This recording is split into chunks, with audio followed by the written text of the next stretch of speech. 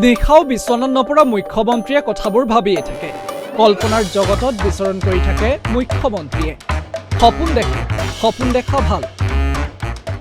প্ৰথম ভাবি পেলাই ভাবিলো এইবোৰ কিয় ভাবিব লাগে, এইবোৰ সপোন দেখা কথা ভাবিব নালাগে। সেই সপোনবোৰ কেতিয়াবা জুইৰ আগত কয়, কেতিয়াবা তুলসীৰ আগত কয়, কেতিয়াবা জনসভাত কয়। কিছুমান সপোন ফলিয়ায়। পিছে মুখ্যমন্ত্ৰীয়ে এই সপোনটো কেতিয়া দেখিলে?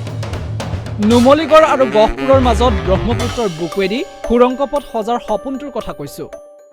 মোৰ মনত এটা ইচ্ছা আছিল যে পানীৰ ওপৰেদিটো দলং বহুত হ'ল, নদীৰ মাজেদি এটা সুৰংগ হ'ব পাৰে নে নাই, যাক যেতিয়া আমি গুগল কৰোঁ অটল টানেল, জম্মু কাশ্মীৰত আমি দেখা পাওঁ পাহাৰৰ মাজেদি ডাঙৰ সুৰংগ।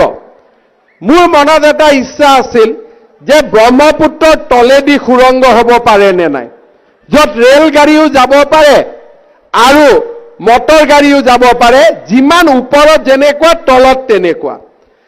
প্ৰথম ভাবি পেলাই ভাবিলো এইবোৰ কিয় ভাবিব লাগে, এইবোৰ সপোন দেখা কথা ভাবিব নালাগে, বাদ দিলো। এনেকে গৈ থাকোঁতে এদিন দিল্লীত মোক ক'লে যে ব্ৰহ্মপুত্ৰৰ তলেদি আমি এটা সুৰংগ বনাব পাৰোঁ। ক'ত বনাব লাগে আলাপ আলোচনা হ'ল। টকা কিমান লাগে? 6,000 কোটি টকা। তলেদি গাড়ী যাব আৰু তলেদি সুৰংগত ৰেলগাড়ীও যাব, বেলেগে। কোন জায়গাত পতা যায়? এতিয়া আমি ফাইনেলি সিদ্ধান্ত ললো যে গহপুৰ আৰু নুমলীগড়ৰ মাজত আমি ব্ৰহ্মপুত্ৰৰ তলেদি সুৰংগ বনাম। অহা মাহৰ 4 তাৰিখে প্ৰথম টেণ্ডাৰ খুলিব DPR বনাৰ কাৰণে। ক'ত মাটি লাগিব, কি লাগিব, আৰু ভগৱানে যদি কৰে মোৰ এই মুখ্যমন্ত্ৰীৰ কাৰ্যকালতে হয়তো আমি এই সুৰংগৰ কাম আমি আৰম্ভ কৰিবও পাৰিম। নৰেন্দ্ৰ মোদী ডাঙৰীয়াই ইতিমধ্যে তাৰ ফাইলত চহী কৰিলে যে ব্ৰহ্মপুত্ৰৰ তলত সুৰংগ হ'ব, নুমলীগড় গহপুৰ সংযোগী হ'ব আৰু ব্ৰহ্মপুত্ৰৰ উত্তৰ পাৰ আৰু দক্ষিণ পাৰত একেলগে ওচৰ চপাই অনা হ'ব। সৰ্বজন জ্ঞাত সৰ্বানন্দ সোণোৱাল মুখ্যমন্ত্ৰী হৈ থকাৰ দিনত এই পৰিকল্পনা ঘোষণা হৈছিল। এতিয়াৰ জনাই তেতিয়াই সপোনটো দেখিছিল নেকি বাৰু? দেখিছিল যদি অতদিনে কিয় সপোনটোৰ কথা লুকুৱাই থৈছিল? নাপায় সপোন কৈ দিব লাগে। এইটো 2020 চনৰ 14 জুলাইৰ হিন্দুস্তান টাইমছৰ বাতৰি। ইয়াত উল্লেখ আছে এই প্ৰকল্পৰ কথা। এইটো 2021 চনৰ 11 ছেপ্টেম্বৰত প্ৰতিদিন টাইমে প্ৰচাৰ কৰা বাতৰি, অৰ্থাৎ প্ৰক্ৰিয়া এটা চলি আছিল। এইটো গতিশক্তিৰ তথ্য। 30 জুলাই 2029ত এই প্ৰকল্প সম্পূৰ্ণ কৰাৰ লক্ষ্য স্থিৰ কৰি থৈছে।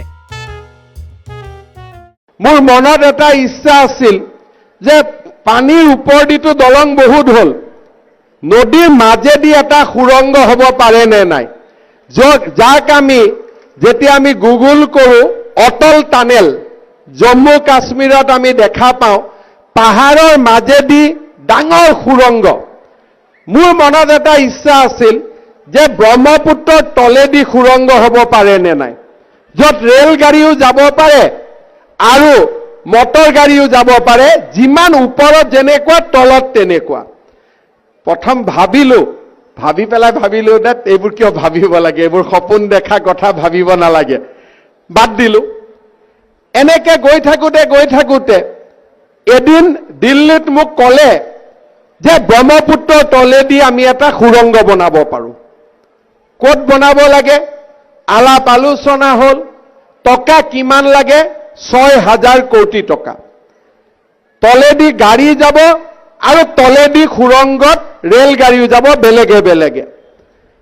কোন জায়গাত পতা যায়? এতিয়া আমি ফাইনেলি সিদ্ধান্ত ললো যে গহপুৰ আৰু নুমলীগড়ৰ মাজত আমি ব্ৰহ্মপুত্ৰৰ তলেদি সুৰংগ বনাম। অহা মাহৰ 4 তাৰিখে প্ৰথম টেণ্ডাৰ খুলিব DPR বনাৰ কাৰণে। ক'ত মাটি লাগিব, কি লাগিব, আৰু ভগৱানে যদি কৰে মোৰ এই মুখ্যমন্ত্ৰীৰ কাৰ্যকালতে হয়তো আমি এই সুৰংগৰ কাম আমি আৰম্ভ কৰিবও পাৰিম। নৰেন্দ্ৰ মোদী ডাঙৰীয়াই ইতিমধ্যে তাৰ ফাইলত চহী কৰিলে যে ব্ৰহ্মপুত্ৰৰ তলত সুৰংগ হ'ব, নুমলীগড় গহপুৰ সংযোগী হ'ব আৰু ব্ৰহ্মপুত্ৰৰ উত্তৰ পাৰ আৰু দক্ষিণ পাৰত একেলগে ওচৰ চপাই অনা হ'ব। 2020 চনত মুখ্যমন্ত্ৰী আছিল Sarbananda Sonowal.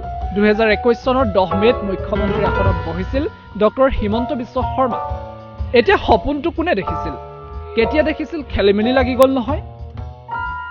News desk report, বাৰ্তাবাণী।